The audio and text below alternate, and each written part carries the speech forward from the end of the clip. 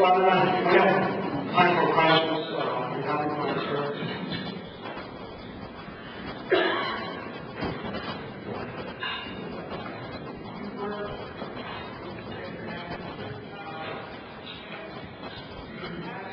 Suggestions as to how we might avoid that president? Is there a solution to the problem? No.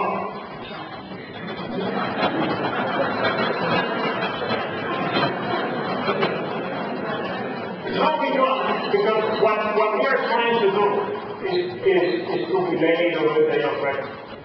This is what, of course, if we had allowed the economy to fail as it was failing last year, we would have looked like Argentina in 2004, when all the chain of payments broke down and the country almost disappeared, the state disappeared, all the institutions almost were collapsed.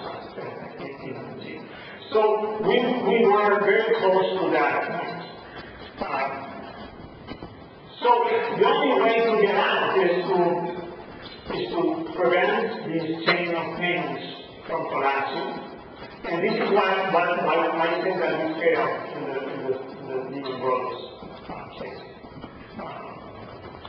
So, this needed to be done. The problem is how it has been done. I disagree. Because, you can keep it from collapsing completely and prevent a massive social upheaval and so forth, but then put measures forward to fix the problems that we have and reinvest in technology or in employment, in training, in education. This is what we should be discussing in Washington. How are we going to educate our young? Because they will have to earn 4 times more than what we earn in our lifetimes to be able to support this economy going forward. So we have to give them the necessary insurance to do that. Given the massive role the Federal Reserve is currently playing in the economy, what is your opinion on that bill that had a hearing in the House Banking Committee recently to audit the Federal Reserve System? To what? To audit? To audit the Federal Reserve. The Federal Reserve is the only bank that does not mark to market. Why? You know why? Because if they put mark to market, they will be broke. Because they will have to put all of these assets as losses. So if you want to audit the Federal Reserve, go ahead. I can tell you now that we're going to see. But they are broke.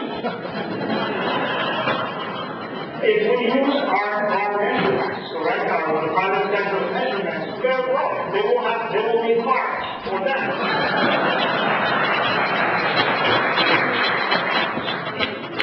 So,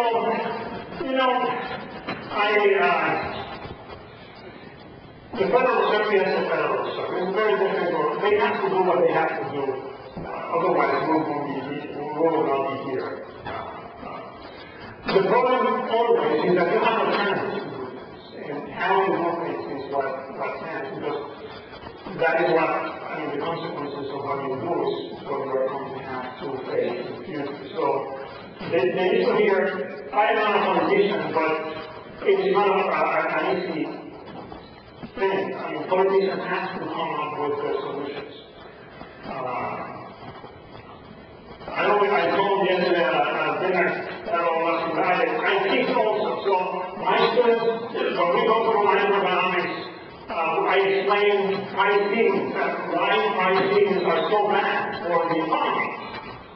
And the correct conclusion that my students come to is, so why are politicians always pushing pricing? Oh, because they get both. It's a very popular mechanism to win an election. But if it is so bad for the economy, it doesn't matter. They get elected. And that is why they use it. So, I don't know if I will be audited them or not. It will probably put a lot, it will probably help in keeping them honest as Cooper resisting, not as the Cooper says. It might put some pressure on them. The biggest issue with all these regulatory things that are coming out is that if you do not have an independent central bank or an independent regulatory body, then you're in trouble. Because the best thing that the federal government has is that it's independent from someone. But the majority of the economy is independent. If we do not allow for this regulatory body, whatever we build after this crisis, to be independent from what is called pressure, then we're dead. We're in trouble. Yes, thank you for a whole bunch of information. I didn't expect to hear from you, being that you work for Fargo. But I'm happy to hear that you were very honest with what you said as upcoming in the future, be it near or far.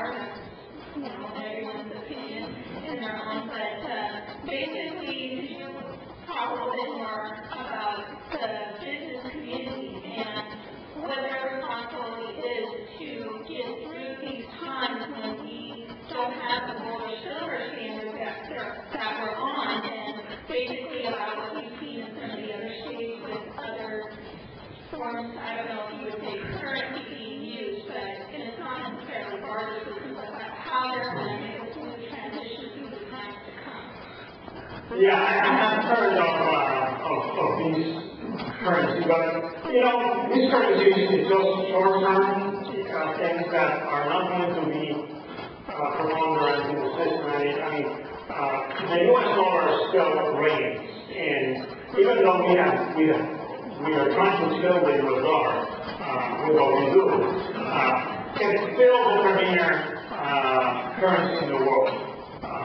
And the Chinese might say whatever they want to say about the U.S. dollar, but they have to stick to it long term if they want to grow at the rate at which they are growing.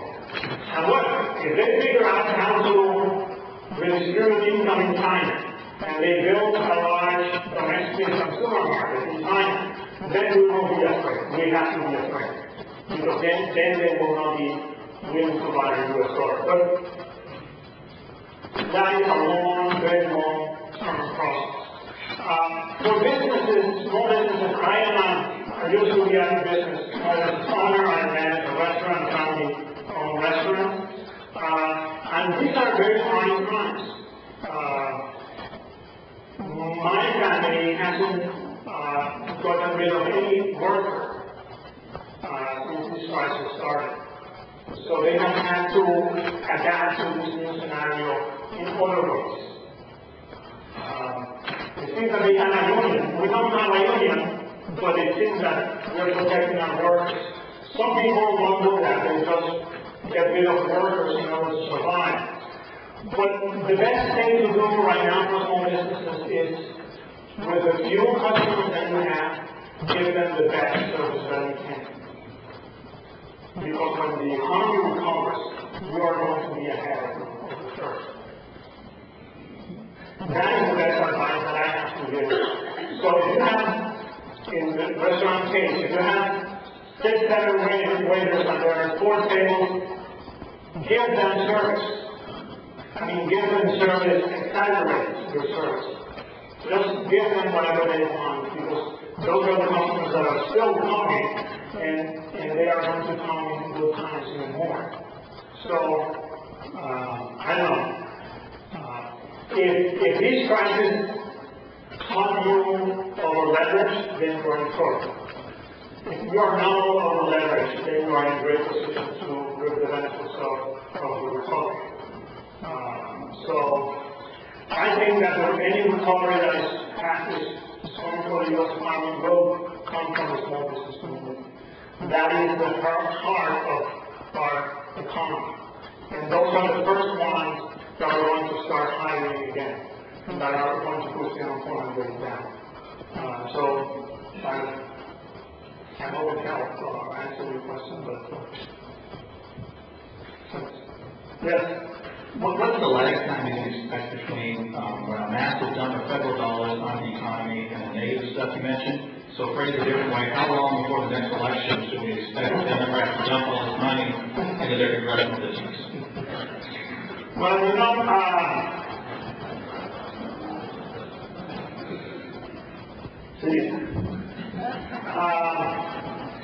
the biggest issue right now is that on the one side, banks have no clue of how much more money are they going to lose. So because they are uncertain of how much more money they are going to lose, they are not lending as they normally lend. So just as precautionary mode, they are not lending as they should be lending in this environment. Second, the Federal Reserve is now paying interest on reserves, which they never did before.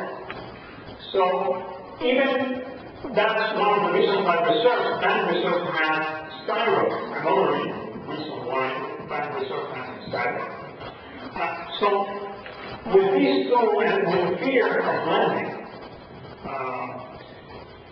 that has kept banks from expanding money supply and inflation to start being a problem.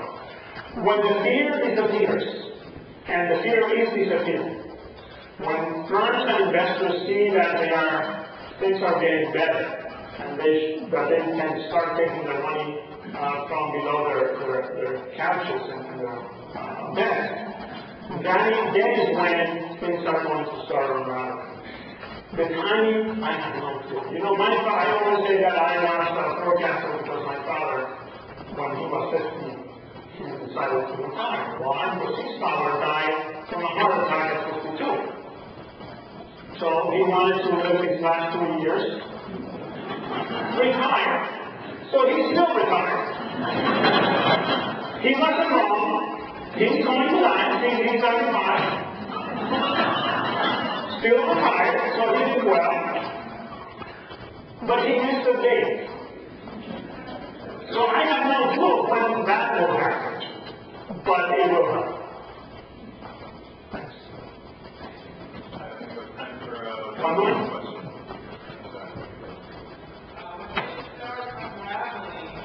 Ron, When things start to unravel, even worse, how high do you think the interest rates will go up? Because they went to like 20% when Carter did his thing back in the 70s. How high are they going to go? well, it will depend on how fast the Federal Reserve reacts and how independent from political pressure the Federal Reserve remains.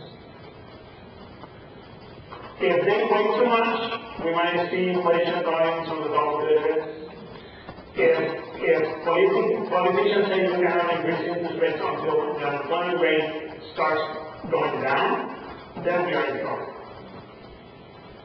So that's why I put emphasis on independence. So any regulatory body that will determine what the Fed does or doesn't do.